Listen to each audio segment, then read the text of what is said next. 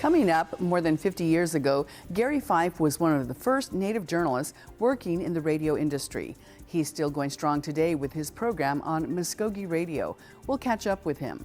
Plus, today is Remembrance Day for anyone who attended a government or church-run boarding school. We'll hear about some events marking this complicated history. I'm Patty Thalonghva. Join us for those interviews plus headlines from Indian Country today. Arizona PBS is proud to support Indian Country Today. For 6 decades, we've provided television programs and now digital content. But we go beyond that, sending outreach teams across Arizona, offering workshops in language and literacy, family engagement and community outreach, and supporting tribal communities with early learning and school readiness resources. Join us at azpbs.org.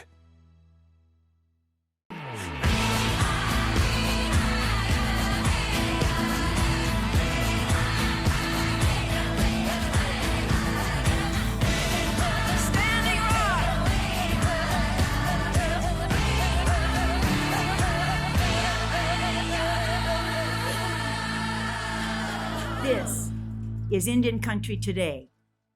Esquili, yes, thank you for joining us. I'm Patty Thalonghva.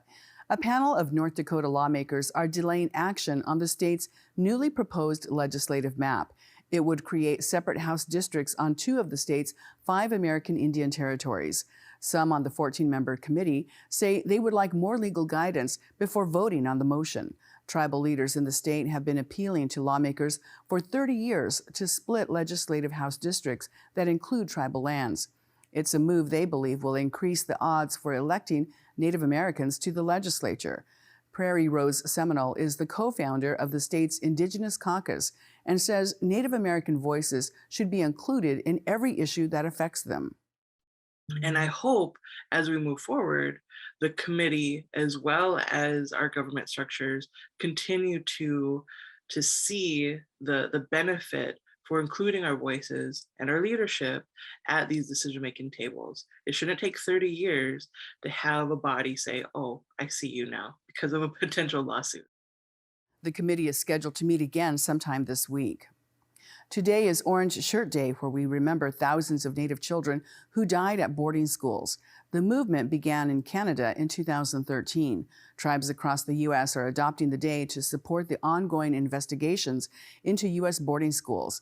Ben Barnes is the chief of the Shawnee tribe and says he just wants to know who their ancestors were that didn't make it home. So we have an opportunity now that this is part of the national conversation. Now is a time of renewed consciousness and awareness. This is a morality issue. It's a human rights issue. These are children. This is surely something we can all get behind. It is not partisan. It's not Democratic. It's not Republican. These are children. Let's find them. Let's learn their names. Let's honor them, and let's respect them by giving them the burial that they never had. The tribe says the Biden administration's investigation only focuses on schools that started around 1870. The Shawnee Indian Mission School was founded in 1830. An apology for centuries of abuse from the President of Mexico. Andrés Manuel López Obrador formally apologized Tuesday for centuries of atrocities committed against the Yaqui people. He called the treatment of the indigenous people, quote, one of the most shameful chapters in our country's history. The ceremony also included a moment of silence for Yaqui people who have died due to the coronavirus. López Obrador signed agreements to return almost 7,500 acres of indigenous land, and another agreement reserves half of the water supply in the Yaqui River for indigenous use. 8 leaders of the Yaqui tribe in Arizona attended, including Jesus Patricio Valera. He says the apology is not a gift or a handout, but it seeks to return what was taken from his people, adding that while justice begins with the land being returned, they know they have rights to much more. Also in attendance was Arizona State Senator Sally Ann Gonzalez, who is also a citizen of the Pasquayaqui tribe. In Minneapolis, Minnesota, a new art installation is going up at the site of a former homeless camp for Native Americans. Large boards will eventually form the art installation, spelling out the letters, Never Homeless Before 1492. It will be set up at the site known as the Wall of Forgotten Natives. The former homeless native encampment drew national attention to Minneapolis and the nation's housing problems in 2018. Angela Two Stars is the director of All My Relations and is a partner on the project. And I think that is what was so impactful about that project, is that you see visually represented what these people experience and kind of the frustrations and struggles that they deal with in trying to secure stable housing. The art will go up soon and is expected to remain at the site for the next few years. A duo of grit and skill, two Navajo women are set to compete in this year's Rebel Rally. Shandina Peters and Raquel Black make up the team Atsana Skoden. The two are the first all-native team to compete in this race and come from the Navajo Nation. The rally is an off-road navigation race that will take place across California, Arizona, and Nevada. They will search for different colored flags planted in the desert using longitude and latitude coordinates that will be given to each team. They will be scored based on how quickly they find the flags. The competition takes place through dirt roads, deep ruts, and dunes. When I had told my friends and family about this competition, I think the main reaction is, isn't that really similar to what our res roads are here on the reservation? So you're just gonna be driving on res roads? Like, yeah, basically. But we don't have a phone, so we might get lost. That's part of the challenge. Peters and Black will compete against 50 other all-female teams, driving an estimated 1,500 miles in 8 days. The race starts on October 7th. And those are the headlines for Indian Country Today. I'm Patty Thalahungva. Coming up, several tribes in Nevada are fighting a lithium mine being proposed for Thacker Pass. We'll hear from them when we come back. And later, he's covered stories across Indian country for more than 50 years. We'll have a chat with Gary Fife, one of the first Native journalists in radio news.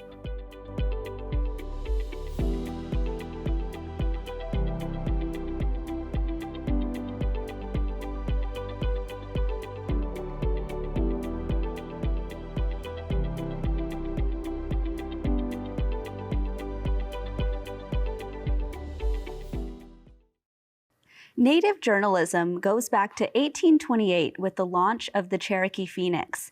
In 1969, the American Indian Press Association started. Its legacy lives on today through the Native American Journalists Association. In 1974, one of the Press Association's first reporters was Gary Fife. He's still in the business, hosting a weekly radio show, Muskogee Radio.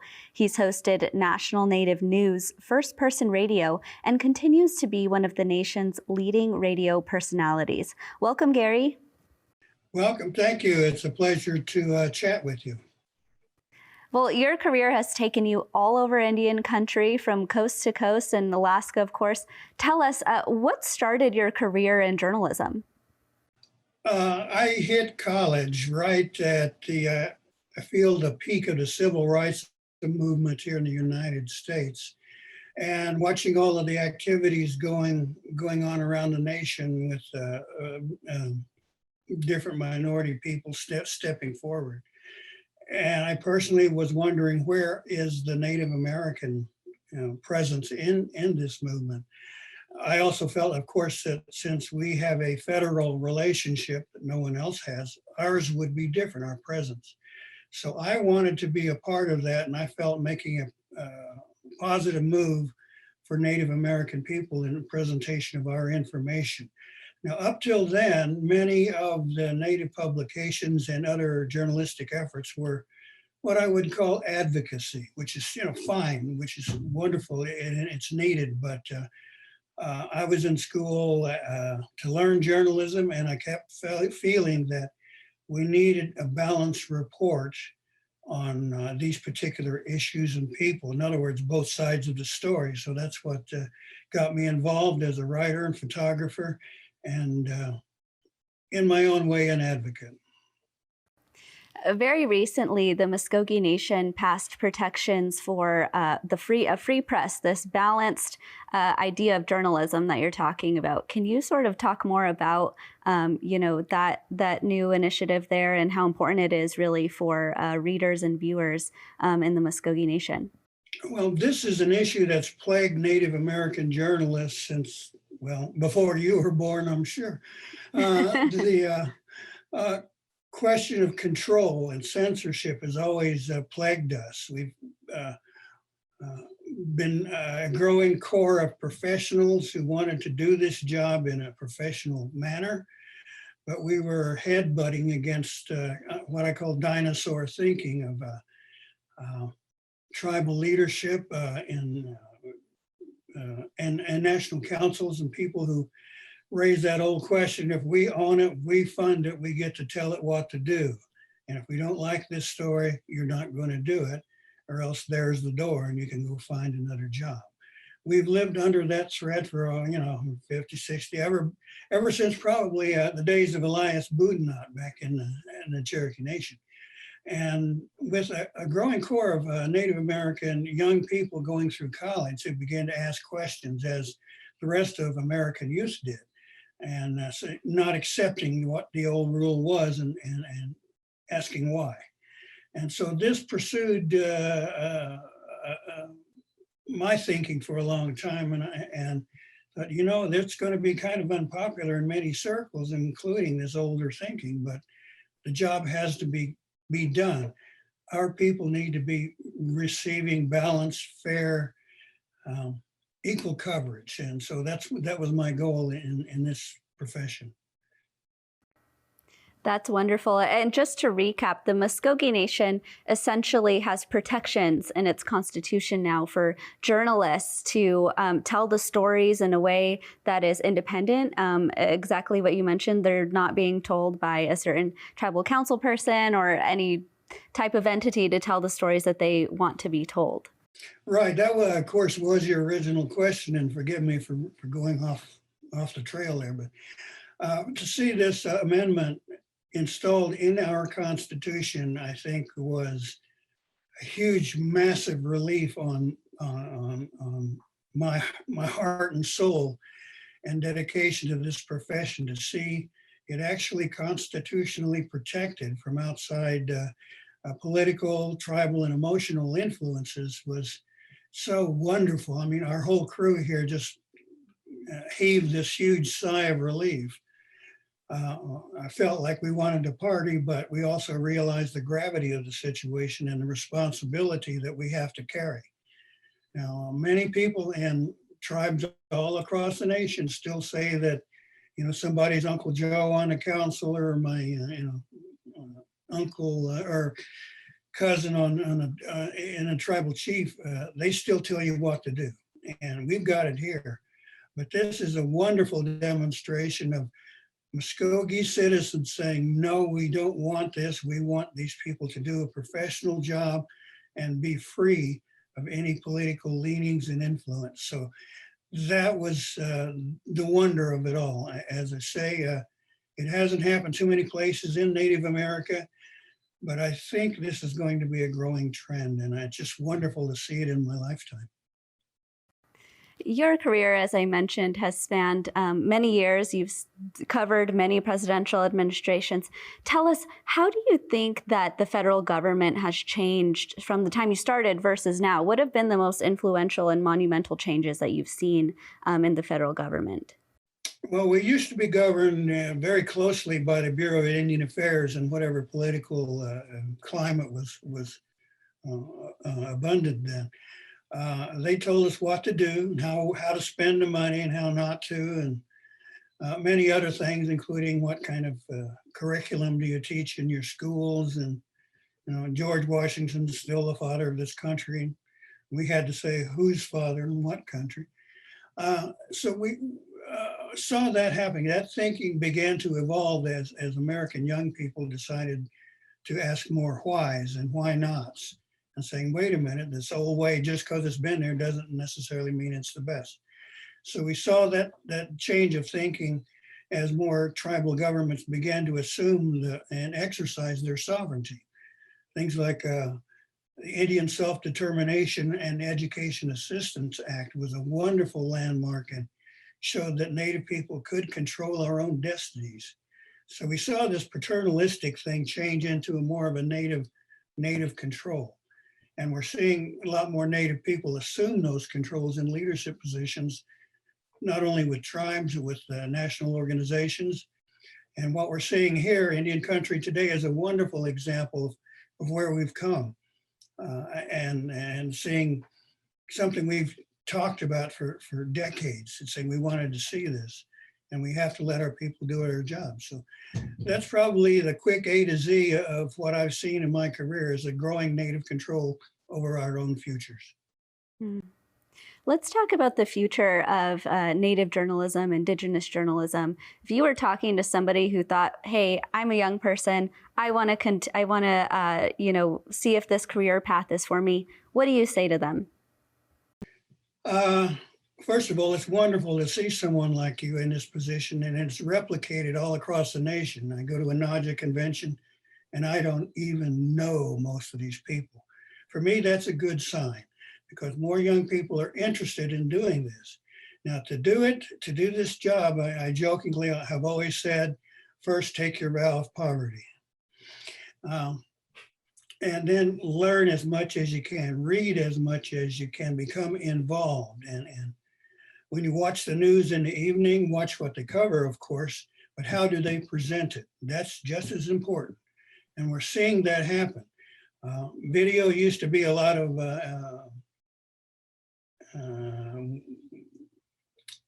scenes where either it was the beautiful Native dancers at the powwow or it was the drunks. And I think you probably run across that in your life. But now we're seeing more of our own people step forward and take control of these stories and present them in a much more wonderful fashion. And that affects the mainstream media too. They're paying attention. I've even seen Indian Country Today quoted as a source for a story that aired here locally. So, that's kind of wonderful. They're taking us seriously, and I think that future is really bright. Well, we're very much looking forward to it. Gary Fife, thank you so much for being here. My pleasure.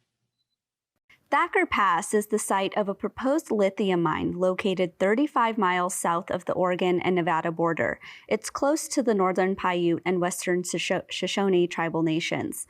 There are 8 lawsuits filed against Lithium Nevada, a subsidiary of Lithium Americas, which is based in Canada. As Rachel Mosley reports, tribal people are opposed to the mine's location, which they say is also an area where a massacre happened. Thacker Pass is located near the McDermott tribe up in northern Nevada. It's the proposed area where one of the largest lithium mines is going to be in operation shortly. It would be in some places 400 feet deep. We learned that the Bureau of Land Management has plans to do archaeological digs all through the area, which includes digging big mechanical trenches through places where they know there are artifacts. We filed suit to try and stop those archaeological digs. The main concern is like our water well. If the wind blows that way, then like if it rains or if it snows, everything will seep into the ground. This place is called Pihimuha out here, and if you translate the Paiute into English, it's the rotten moon. All the way down this way, there's supposedly like 50 campsites all the way across it. Like there was a whole village here at one time. The 1st Nevada Cavalry in the middle of the night surprised the camp, murdered men, women, and children.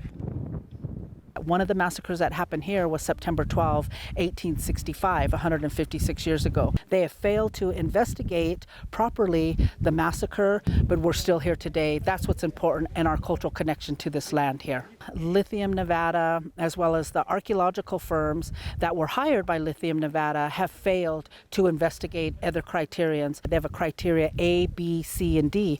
All the criterions out here, according to science, according to archaeology, is criterion D. Well, now that we have full-on evidence that there was a massacre here, that's part of American history. Those are other criterions that were not investigated. We don't want this mine to be here. We don't want it at all. There's this camp here. If the lawsuits don't work and if the court does what the court usually does and allows these projects to go forward, we might have to engage in direct action to stop this project. It's the largest a lithium mine in the United States, that all of the tribes in the state of Nevada should have been notified formally and should have been given the opportunity for input. We're not totally saying we're against all mining. That's not what we're saying. We want to have proper consultation. Evidence came to light about this particular massacre after a judge denied a preliminary injunction recently. The tribe is still actively trying to stop the mine, and its attorney is working on a motion to reconsider due to the new information about the massacre. We'll be right back.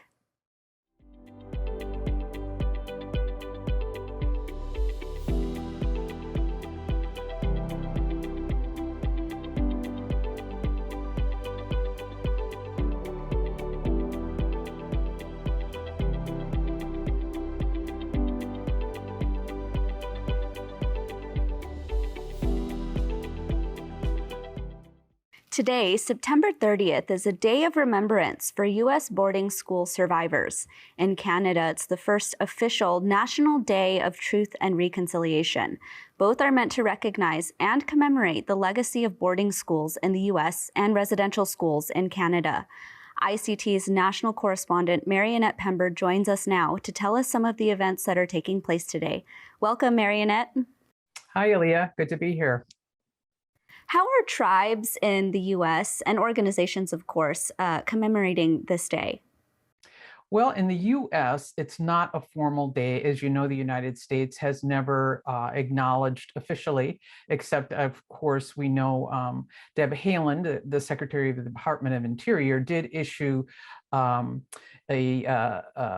a statement in June that they would be looking into the number of boarding schools and trying to gather some information. So the United States has never officially, designated any day or recognized it. But here in the U.S., tribes they're doing a lot of ad hoc activities, holding what they call orange shirt days. Some people are doing gatherings and marches and just get-togethers, I think, to recognize in a really personal way many of the people who are survivors and families of boarding schools here. Marionette, tell us, how is Canada marking this day? Well, today is actually a federal holiday in Canada. It's the National Day for Truth and Reconciliation, although not every province apparently is recognizing it. And that is part of the Indian Residential Schools Agreement that they established in 2006, in which they did reparations, established a Truth and Reconciliation Commission, and created today as a day of to commemorate the survivors and the families and those children who were lost. So part of the commemoration and part of the activities is wearing something orange, and to designate it as Orange Shirt Day. And that is named after a woman, Phyllis Jack Webstad of Northern Sekobing, who from British Columbia, of the Canoe Creek Indian Band, who, when she was a little girl, she was sick, she was taken to the mission school by her grandma, and her grandma had bought her a brand new orange shirt, and she was very happy with that, very proud. But when she arrived at the school, they took everything away from her. They took her clothing away, and she was devastated. So she always longed for that orange shirt. And so as a way to recognize that, today has been also designated as Orange Shirt Day.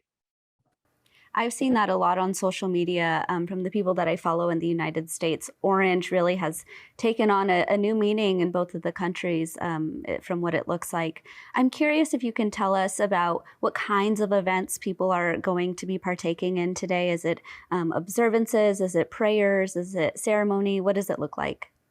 Well, all of the above. Some people are doing walks, and here now in the United States, since it's not recognized by this country as any kind of official commemoration, a lot of tribes and communities are doing ad hoc activities and just gathering together, I think, to support each other and in prayer or perhaps sharing a meal. In Canada, of course, it's much more official.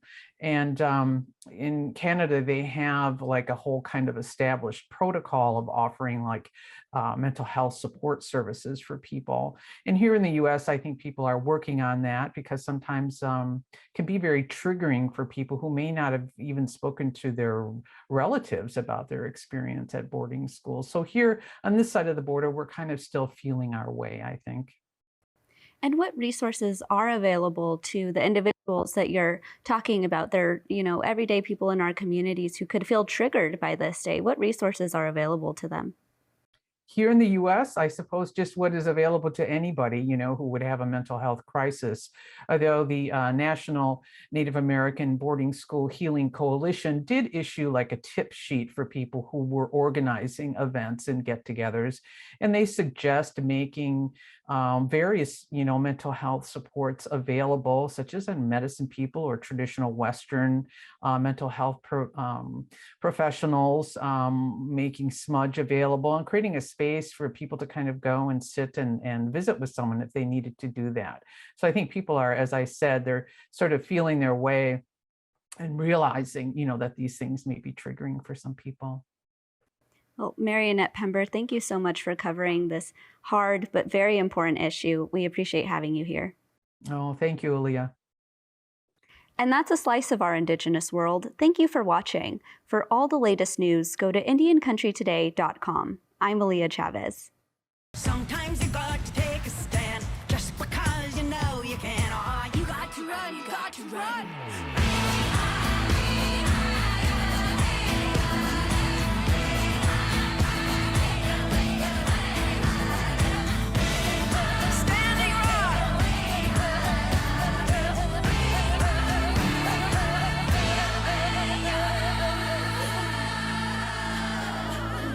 This is Indian Country Today.